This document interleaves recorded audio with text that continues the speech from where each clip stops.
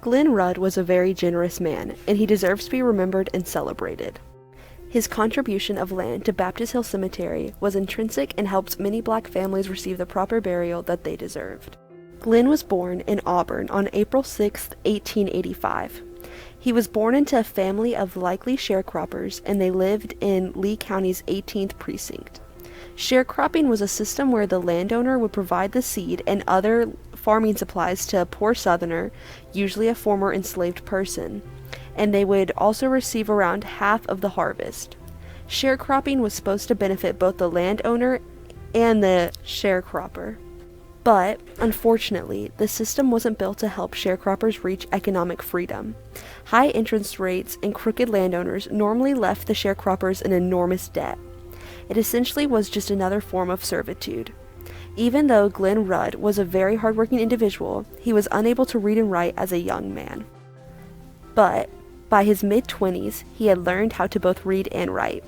This is a good indicator of his character and also shows us that he was self-disciplined and dedicated to learning. On October 17, 1907, he married his wife, Rhoda. Rhoda was also an Auburn native. Rhoda worked hard to take care of their home and children. Glenn had a total of 5 kids, 2 daughters, and 3 sons. His sons also helped him farm and took after him by also having a knack for agriculture. He also had at least 4 grandchildren. He also was a skilled carpenter and had many other skills which he had acquired through his years of work. He was a founding member and built the pews for Lee Chapel, which is an African Methodist Episcopal church.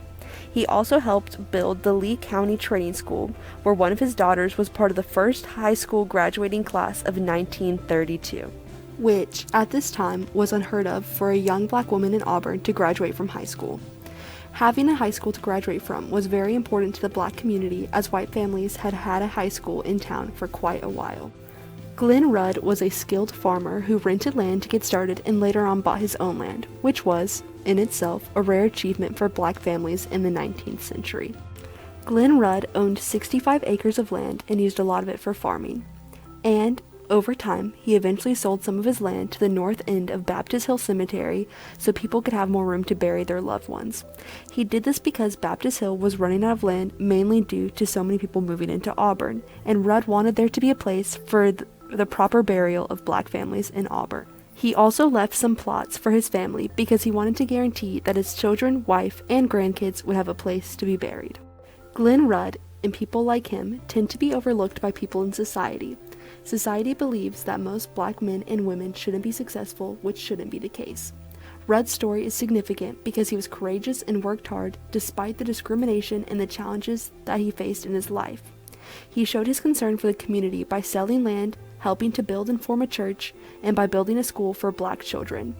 His story is important to share because he exemplifies the importance of determination and bravery.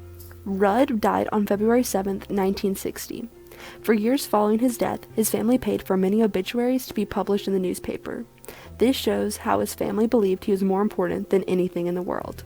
From this, we conclude that he was well respected, a family man, and was very passionate about what he wanted in life.